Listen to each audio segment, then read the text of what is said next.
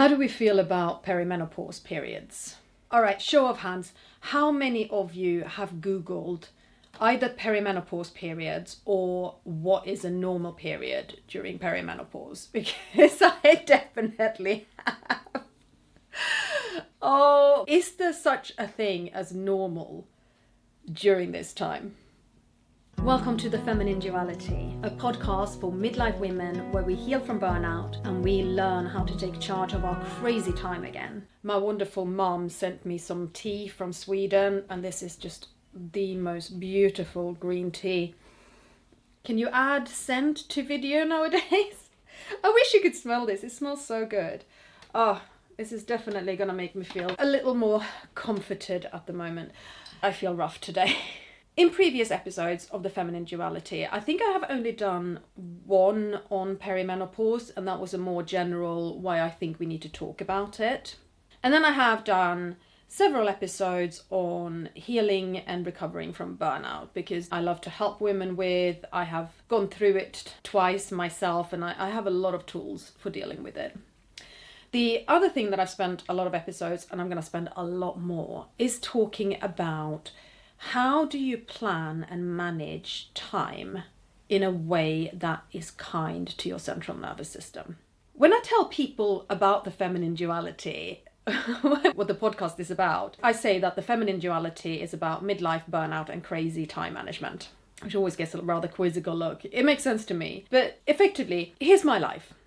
I work full-time as a store assistant at Aldi at the moment. That means that I work shifts, so I can start at 5 a.m. and work 10 hours, or I can start at midday and work 10 hours or even slightly longer, because we don't actually get to leave when the shop is closed, we get to leave when we're done. And my shifts, they change every week. It never looks the same. I'm divorced and I co-parent my 2 children, one of whom has severe disabilities and very complex medical needs. She comes with a lot of admin, she comes with a lot of hospital stays. She was in hospital last week, completely unexpected, but we ended up being in for 3 nights. Apparently she needed the attention or something, I don't know. I also have a very able-bodied child as well, her little sister, who comes with everything that a 9-year-old girl needs, which is very different to what a severely disabled 12-year-old needs. I run a YouTube channel about life with a special needs child. That YouTube channel is called Parent XP, and you're more than welcome to check it out if you just want to see our day-to-day life. It's very unpolished and I love doing it. And then I run The Feminine Duality, and this is what I mean about crazy time. If there's anything I know about, it's crazy time management.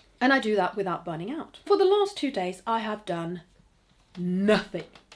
Well, I've done my Aldi shifts, but I've not done any work for Parent XP. I've not done any work for The Feminine Duality. Would you like me to adjust my legs to create a bit more comfortable bed for you, my girl? If you're watching this on video, you can see that my cat Luca has, as always, come to join us. Yeah, for the last couple of days, I've done my Aldi shifts and I've done an awful lot of what I refer to as Elin admin. Elin is my disabled daughter. And I have spoken to multiple hospitals, multiple doctors, multiple nurses, arranging multiple things. And it's still going on, and I've got errands I need to run for her tomorrow to pick up a medicine that she needs at the moment. And it just doesn't stop. But apart from that, no, I've not touched either Parent XP or The Feminine Duality, because I've not been in a good headspace.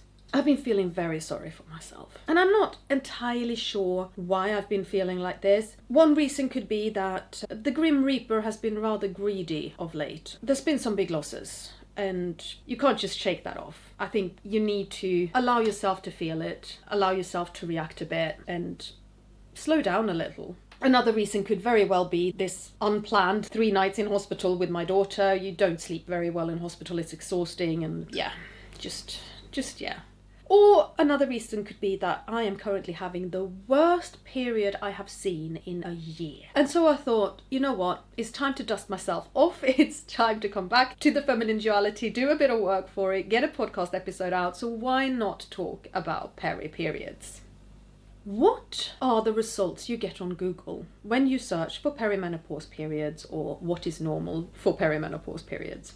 Everything's normal. Anything can happen. Okay, so I am talking to those of us who get our periods and get them naturally. I I'm on hormone replacement therapy and I have been for 3 years now. So I think that my cycles are a little bit affected by my hormone replacement therapy. I'm also finding it very difficult to find any concrete information on, does hormone replacement therapy prolong your periods, as in keep you having them for longer? Some people say no and some people say yes.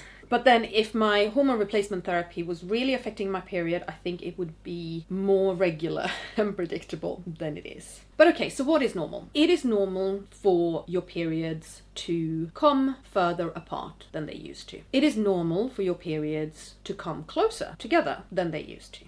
So longer cycle, normal. Shorter cycle, normal. Unchanged cycle, I've not actually seen anybody saying that having an unchanged cycle is normal, but I'm gonna guess that for some of you, you just keep going regular as clockwork, and I envy you ladies, alright? Longer and heavier periods, normal. Shorter and lighter periods, normal. Why is there no textbook in this? Why don't we all just function the same? And when do they actually stop?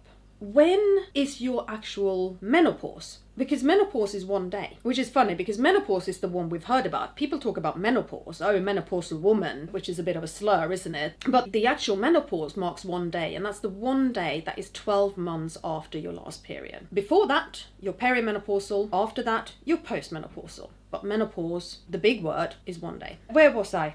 When is menopause? In the UK and in many Western countries, the average age for menopause, so that 1 day, 12 months after your last period, is 51. But it's perfectly normal for that to happen between 45 and 55. And it definitely can happen earlier. You can have very early onset menopause even in your 20s. You can have a late menopause, so you keep having your periods well into your late 50s, even into your 60s. Obviously, if it's very late, get some medical advice. And if it's very early, the same. But you can't really know. When your mum had it, that could be a good indicator, but I asked my mum and she went, I don't know, 52, I think, something like that. I can't really remember. So like, thanks mum, helpful. You didn't keep notes of this. What kind of a woman are you? Of course, when my mum went through it, we were definitely not talking about menopause, because that would have been just as that big study that demonized hormone replacement therapy came out, which has now been disproven in many and various ways. But anyway, I digress. But yeah, 51. I have heard that if you have babies later in life, that will delay your menopause. And I have heard that if you have babies later in life, that will make your menopause happen sooner. I had my last baby at 40. And I mean, that was an interesting hormonal roller coaster, because I first had the hormone crazes of going through IVF treatment. And then I had the hormone crazes of being pregnant. And then I had the hormone crazes of being postpartum. And I went straight from postpartum into perimenopause. So, I cannot remember what a normal cycle feels like. And I really did hope that at 49, I was going to start to see my periods coming a bit further apart. I was kind of hoping that I would skip a cycle or two by now, but no. Oh no, I am one of these women whose cycles have become shorter, much shorter. And they're not even regular. It's not like they are always 25 days. They slide a lot. If I look back at the last year and a half, I've got my period trackers with me here from the last year and a half. My shortest cycle is the one that I'm having my period for now. 19 days. 19! That is not fair. Seriously, come on. I did not ask for a 19-day cycle. Oh, and the longest 31 days. That's 12 days difference in cycle length in the last year and a half. Actually, even if I just look at the last 6 months, it's 30 days to 19 days. So 11 days difference in cycle length. One of the reasons I am turning to Dr. Google and asking about what's normal for perimenopause periods is because I want to know. I would love to have a crystal ball that will say, your periods will stop at, and then I know how much longer I've got to go, because I am seriously fed up with it. I know you are too.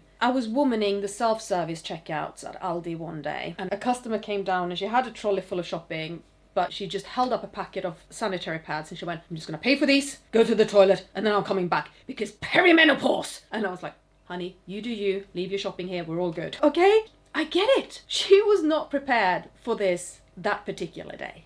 Okay, perimenopause. Oh my God, what's it doing to us? this apparently too is also normal. That it can be really however long it feels like that particular cycle. There is no predicting it. I mean, there's one thing kind of predicting it, and that would be PMS. But actually this cycle, this 19-day cycle, I didn't have PMS. I had no warning. I just suddenly had period pain. And I was like, that's a bit weird. It's not time for that yet. Oh, okay, apparently it is. Right, thank you for that. And the cycle before, I had probably the worst PMS I've had in the last year. And I had PMS for a week. I was like a pressure cooker about to blow. I was so stressed out. I was really fragile. Anything happening seemed too big to handle for a week. My brain fog, oh my God. With the hormone replacement therapy, my brain fog has gotten so much better. But that week, my funniest brain fog moment that week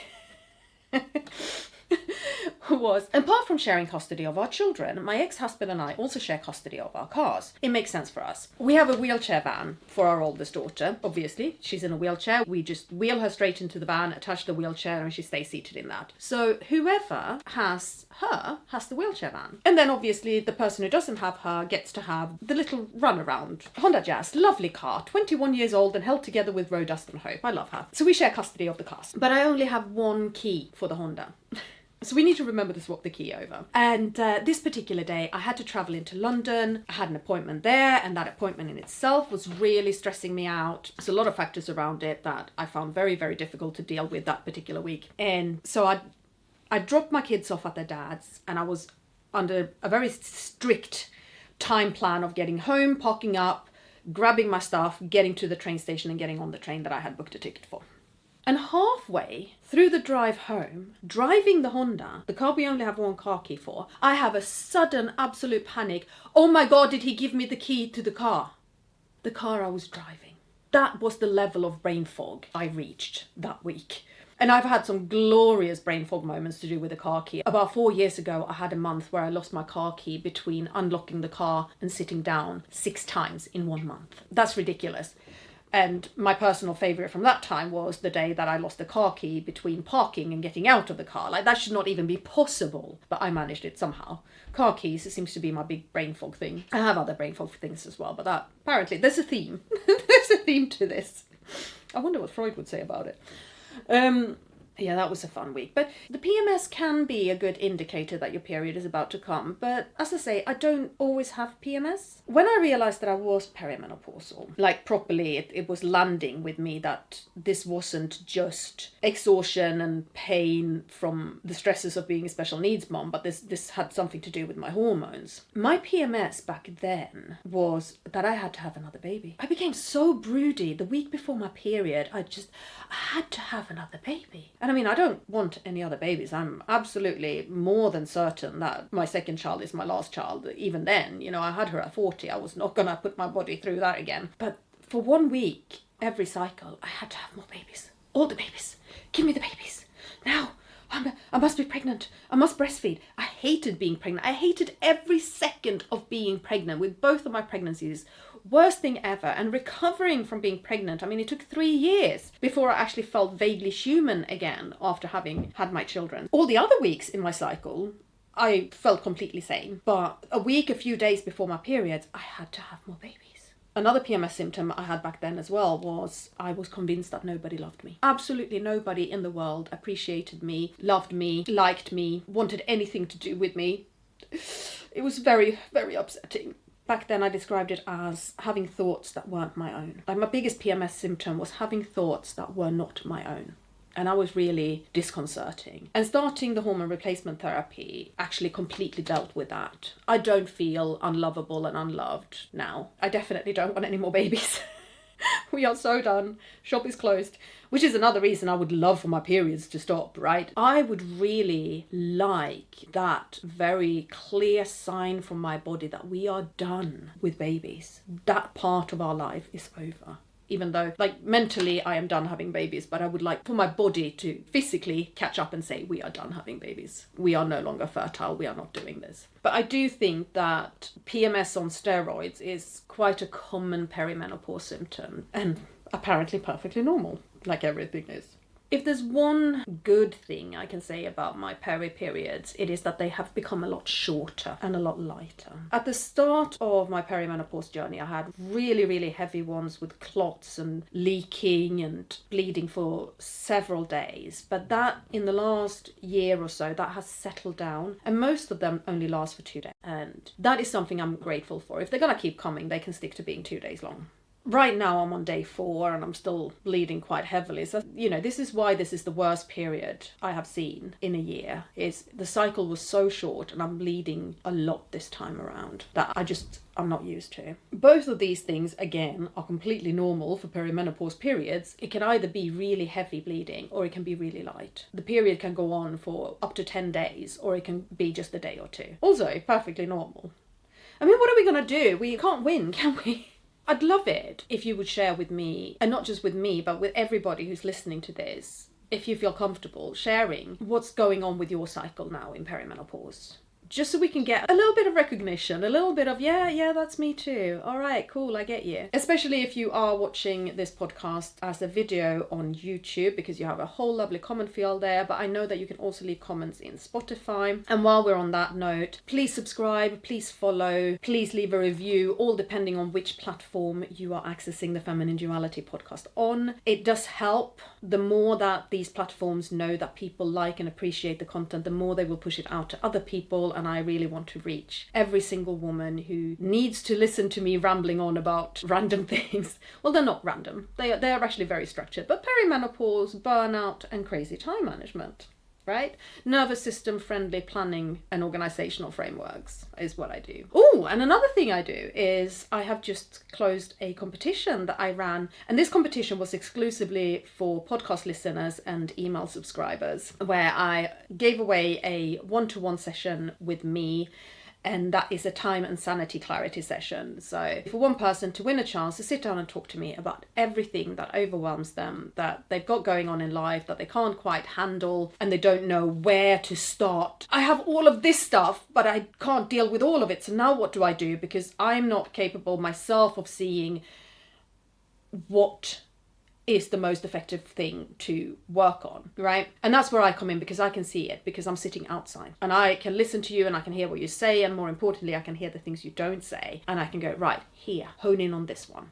I drew the winner today as I'm recording this podcast, not as I'm posting it, obviously, and I'm super excited. Marie, we're going to have so much fun, you and I, in this session. I can't wait to talk to you. Congratulations, Marie. And for anyone who is too late to enter that competition, you can still get on my email list, link in the description. So make sure you get on that email list and you will get semi-regular emails from me where I delve much deeper into these things that I do and how I do them, and give a little additional extra tools and techniques, and you get to actually look inside my bullet journal and see how I actually draw up my planning system in person and how I work with it. And you will even get, it might become a podcast one day, I don't know yet, but it will definitely become an email one day, the story about my grandmother who at 50 decided she was never again gonna say no to anything, which actually, plot twist, meant that she said no to a heck of a lot of things, but she said yes to the things that lit her up and no to the things that a woman of her time and her age should most definitely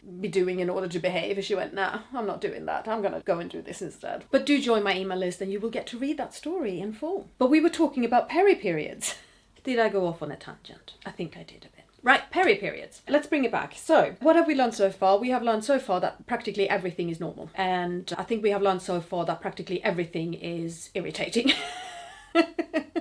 So, can I give you some practical tips to deal with these bloody things, pun intended? First of all, track your periods. Okay, that probably is the most important thing I can say, is track your periods. Whether you want to do that in an app on your phone or whether you want to do that on paper. If you're watching on video, I'm about to show you my period tracker. I hope it will amuse you. It looks like this. And yes, that says, oh bloody hell. If you are not watching this on video, you can always visit my Instagram page. I will be posting it on there. But I literally have the months and the dates, and then I just make a little mark on the date that the period starts and for how many days it goes on for. And in the margin, I'm writing how long the cycle is and how long the period's lasting. Why should you be doing this? Well, it will help you spot changes. And if you have any sudden severe changes in your periods, you should go and speak to a doctor about it. But also having this data, it helps if you are seeing a women's health specialist about hormone replacement therapy or just want to talk to somebody about it. And also, how will you know when that big magical menopause day is if you don't know when your last period was, right? So I track my periods in this. I don't like doing it on the phone. I feel I get better overview if I do it on paper. Whether you're tracking it on phone or tracking it on paper, you can have a little symptoms tracker with it, and you can start seeing patterns in your mood and your behavior, all of these wonderful PMS symptoms, maybe even other perimenopause symptoms. My night sweats get worse in the days before my period. But even if it is the hindsight of, oh crap, this cycle only ended up being 19 days long, it is a bit reassuring to track it and see it.